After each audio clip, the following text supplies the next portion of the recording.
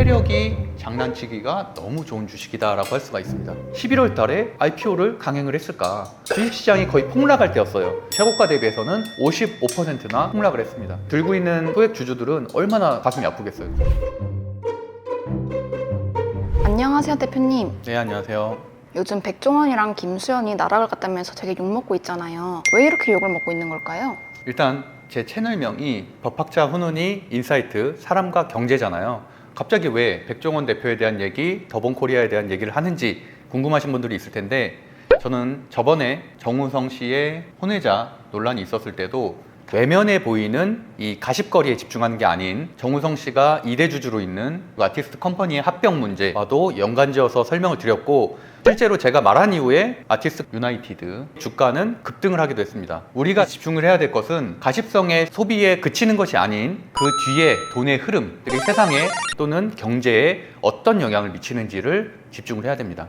백종원 대표가 지금 현재 엄청난 욕을 먹고 있죠. 근데 저는 그 확산 속도에 집중을 했습니다. 이렇게까지 욕을 먹을 수가 있나? 10년 동안 셰프 테이너 또는 요식업계 공인들 중에서는 최고의 자리에 있던 사람이 한순간에 이렇게 나락을 갈 수가 있나? 이 확산 속도가 너무 빠른 게 아닌가라는 의문을 제기를 했고, 작년 11월에 상장한 백종원 대표의 더본코리아가 연관이 있을 수도 있겠다라는 생각을 가져서 이런 내용들을 가볍게 다루기로 했고요. 우리가 바라봐야 될 것은 단지 백종원 씨의 논란, 인성, 태도 뿐만이 아닌 그것을 둘러싸고 있는 돈의 흐름들, 그리고 앞으로 이런 것들이 주식시장 또는 경제에 어떤 영향을 또 미칠 수 있을까라는 부분에도 관심을 가져야지 우리가 세상을 넓게 볼 수 있고 결국에는 그걸로 다시 돈을 벌 수 있다는 게 제 채널의 핵심이라고 할 수 있을 것 같습니다. 백종원이랑 김수현 둘 다 사람들이 되게 좋아하던 사람들이었는데 그래서 그런지 더 심하게 욕을 먹고 있는 것 같아요. 사실 자영업자의 워너비이자 우상과 같은 존재였죠. 백종원 씨 같은 경우는 IPO를 했잖아요. 프랜차이즈 사업에서 IPO, 즉 상장을 한다는 것은 굉장히 엄청난 일입니다. 보통은 M&A 정도에서 끝나는 경우가 많은데 교촌치킨도 그렇고 더본코리아도 그렇고 IPO를 했잖아요. 그래서 굉장히 부럽기도 하고 나도 앞으로 저런 사업가가 되고 싶다라고 생각을 할 수 있는 그런 존재이기도 했어요. 김수현 씨 같은 경우도 이미지가 너무나도 좋았죠. 계속 릴스에서 뜨던 게 그거예요. 내가 10년 뒤에도 무슨 배우가 되겠다. 사람들이 많은 격려와 응원을 남기던 그 릴스가 저도 아직도 기억이 나는데 10년 동안 별구대를 정점으로 너무 좋은 A급 이미지를 유지를 해왔죠. 우리가 김수현한테 호감을 느꼈던 이유는 다른 배우처럼 날티가 나지 않고 순수해 보이는 느낌? 일반적인 배우들과는 좀 다른 느낌에 우리가 매료됐던 건데, 알고 보니 뒤로는 미성년자를 만나는 굉장히 더러운 모습이 있었다. 여론은 급격하게 안 좋은 곳으로 변하기 시작을 했습니다. 오늘 같은 경우는 백종원 대표의 얘기가 핵심이기 때문에 백종원 대표의 논란 얘기를 크게 4가지 정도로 정리를 해보면, 첫 번째로는 백햄 논란이 있겠죠. 백햄의 가격 논란, 그리고 원산지 논란, 햄보다도 가격을 낮췄음에도 불구하고 훨씬 더 비쌌다라는 얘기, 그리고 여기에 대한 대응 태도, 그런 것들이 좀 논란이 있었고요. 두 번째로는 농지법 위반, 그 공장에 대한 문제가 있겠죠. 국내산 콩을 써야 됨에도 불구하고 중국산 콩을 썼다는 그런 내용들, 그리고 농약통에 사과 주스를 닮아서 고기에다 뿌린 식품위생법 위반 소지, 그 다음에 마지막으로는 우리가 정말 재밌게 봤었던 골목식당의 수많은 어록들. 골목식당이 장기간 방영을 했던 만큼 수많은 조언들, 수많은 태도, 수많은 표정들이 있었는데 굉장히 권위적이고 사람을 무시하고 본인의 말과 행동이 다르더라. 가격 정책이라든지 원산지 표기에 있어서 본인의 말과 본인의 회사에서 하는 정책, 그리고 본인이 컨설팅하는 그 사람들에 대한 태도가 정반대더라. 이 정도로 정리를 할 수 있을 것 같습니다. 백종원이든 김수현이든 너무 이미지가 좋았는데 뒤로는 굉장히 안 좋은 진실들이 밝혀지면서 완전히 나락을 갔다라고 보시면 될 것 같고, 제가 주목하는 것은 외관적인 부분이 아닌 이면이기 때문에 일단 외관에 대한 얘기는 이 정도로 마무리하도록 하겠습니다. 아까 백종원 대표가 급속도로 몰락한 거는 주식 상장이랑 연관되어 있다고 하셨잖아요. 그 부분은 어떻게 연관된 걸까요? 일단 기본적으로는 이것은 저의 뇌피셜이고 저의 이제 경험칙에 의한 추측임을 미리 말씀드리겠고요. 저는 대학에서 법을 가르치는 교수이자 주식 유튜브를 5년이나 한 주식 업계의 큰 유사투자 자문업 업체에서 주식 전문가로 활동하고 있기 때문에 그런 관점에서 저의 생각을 좀 말씀드리도록 하겠습니다. 더본코리아라는 코스닥 종목이 언제 상장했는지 추측하실 수 있으세요? 작년이거든요. 혹시 작년에 넷플릭스에서 가장 재밌게 본 프로가 뭐세요? 저는 흑백요리사 봤었어요. 네, 맞습니다. 저도 그래요. 사실 저도 넷플릭스를 자주 보진 않는데 흑백요리사는 단 한 편도 빼지 않고 다 봤습니다. 그리고 특히나 우리 무드림 같은 경우도 흑백요리사에 있는 밤티라미슈를 바로 출시해서 굉장히 돈을 많이 벌기도 했죠. 마찬가지입니다. 이 2024년 11월 6일은 흑백요리사가 끝나고 나서 백종원이라는 사업가이자 셰프 테이너가 최정점을 찍었을 때가 바로 이 당시였는데 그때 상장을 했고요. 사실은 작년 11월과 같은 경우는 주식시장이 거의 폭락할 때였어요.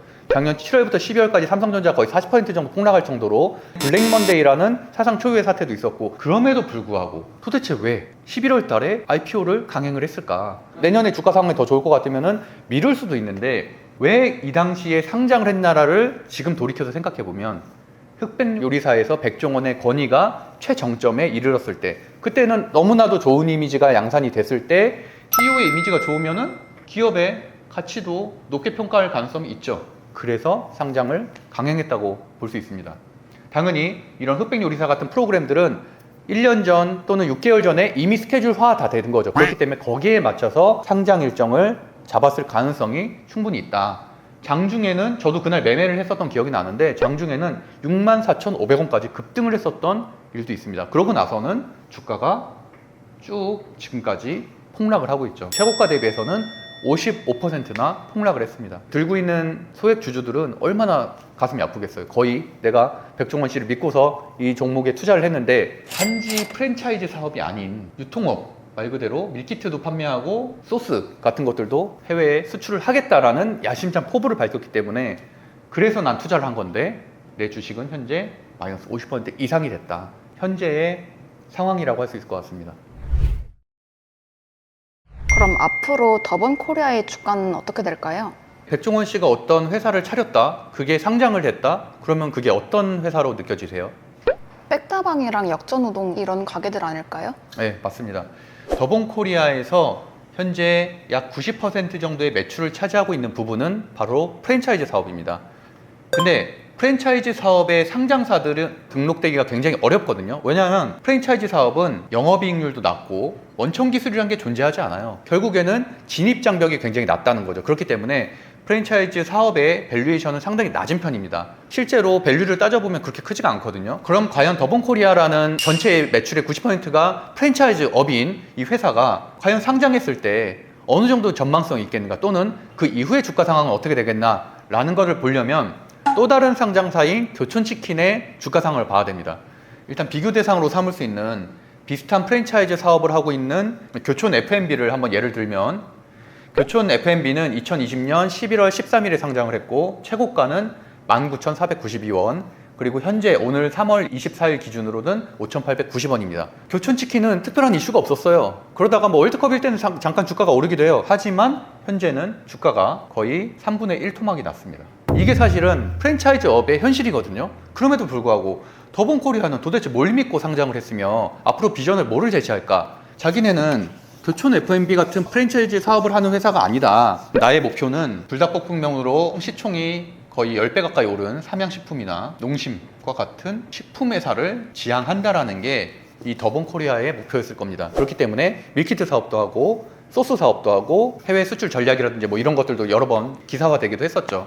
근데 PBR에서는 엄청난 차이가 납니다. 기업의 절대적인 가치를 비교하기 위해서는 더본코리아가 꿈꾸고 있는 식품회사의 PBR과 비교를 해봐야 되는데, 더본코리아는 현재 최고가 대비해서 55% 폭락했음에도 불구하고 PBR이 2.5배나 됩니다. 아직도 거품이 많다는 얘기죠. 근데 오뚜기는 현재 0.7이고 농심은 0.9입니다. 삼양식품은 단기간에 너무 급등을 했기 때문에 다른 측면이 있어서 굳이 삼양식품하고는 비교하진 않겠고, 일반적인 이런 식품의 우량 기업들과 비교해 보면은 PBR에서 아직도 엄청난 차이가 있다는 얘기예요. 그렇다는 얘기는 현재 주가인 28,900원도 비싸다라는 얘기입니다. 특히나 공매도가 3월 30일에 시작이 되죠. 그렇게 된다면 공매도가 주가가 하락하는 거는 두 가지인데, 첫 번째는 하향 리포트입니다. 이 기업의 가치가 적다는 주가를 하향하는 리포트가 나오게 되거나 또는 뉴스와 같은 악재가 나오게 된다는 거죠. 근데 이 더본코리아 같은 경우는 이 두 가지가 다 나올 가능성이 높습니다. 리포트도 당연히 2023년에 대비해서 2024년도에 매출액이 크게 성장하지 않았기 때문에 2020년, 21년도, 22년, 23년에는 웬만큼 성장을 했거든요. 그렇기 때문에 뭐 IPO까지 강행을 한 거고, 근데 또 23년과 비교해서 24년도에는 큰 성장이 없었기 때문에 당연히 리포트에서는 좀 더 안 좋게 나올 가능성도 있고요. 그리고 현재 수많은 악재들이 매일매일 나오고 있습니다. 왜냐하면 사람들이 옛날 방송들을 매일매일 보면서 오늘 논란이 끝난 줄 알았는데 내일 또 다른 논란, 또 다른 논란, 이렇게 매일매일 논란이 양상되고 있는 것입니다. 주가 계속 폭락하겠네 라고만 생각하면은 그거는 그냥 중수 정도의 수준이고, 아예 이 주가도 신경 안 쓰고 그냥 뭐 백종원 날아갔네 라고 생각하면은 하수라고 볼 수 있어요. 주식시장에 있어서는. 그러면 과연 이 종목이 앞으로 어떻게 될 것인가에 대해서 예측은 좀 해볼 수가 있는데, 상장한 지가 얼마 안 됐기 때문에 차트, 뭐 이평선, 지지 이런 걸 확인하는 건 큰 의미는 없는 것 같고, 아무리 주가가 폭락했다고 해도 대주주인 백종원의 이인이 1473만 주 중에 거의 1000만 주 가까이를 가지고 있기 때문에 이거를 매도하지 않는 이상은 주가가 빠질 가능성은 적겠죠. 다만 유통주식 수가 너무 적다. 유통주식 수가 너무 적다는 얘기는 세력이 장난치기가 너무 좋은 주식이다라고 할 수가 있습니다. 거기다 특히나 인지도도 있고 유통주식 수가 적고 악재는 산재에 있다? 그렇다면은 이런 종목들은 세력들이 주가를 떨어뜨릴 때도 숏으로 돈을 벌고 올렸을 때도 돈을 벌고, 이런 두 가지 구조를 다 가지고 갈 가능성이 굉장히 높습니다. 왜냐면 이슈몰이가 너무 쉽기 때문에, 사람들에게 조금만 기사를 뿌려도 확산 속도가 너무 빠르기 때문에. 그래서 제가 생각할 때는 이렇게 주가가 최근에 폭락하게 된 데는 저는 이 백캠 사태의 시발점에 있어서 나락을 가기까지는 세력의 개입이 있었을 가능성이 높다. 이 세력의 개입이라는 얘기는 결국에는 안 좋은 악재들을 훨씬 더 양산시킨다는 얘기죠. 유튜버들에게 돈을 주고서 더 이슈화 시켜서 양산을 시키거나, 소형 언론사들한테는 그냥 돈 5만 원만 주면 다 원고화 시킬 수가 있으니까, 그런 식으로 악재를 더 키우는, 주가를 조작하는 세력들이 개입해 있을 가능성이 상당히 높다. 사실 사과 정도로는 해결이 안 돼요. 백종원 대표가 아무리 사과를 해도 의미 없습니다. 그게 아닌 소스에 대한 계약 체결권이라든지, 삼양식품도 이 불닭볶음면이 잘 되니까 주가가 거의 10배 가까이 올랐거든요. 얼마든지 주식시장에서는 이 4천억대 종목 정도는 2배, 3배 올리는 건 일도 아닙니다. 어떠한 바닥이 형성이 됐을 때는 또 그 상황에서는 엄청난 재료를 발생시켜서 주가를 폭등시킬 가능성이 충분히 있다. 그럼 다시 또 여기서 또다시 물리는 개미들이 나타나겠죠.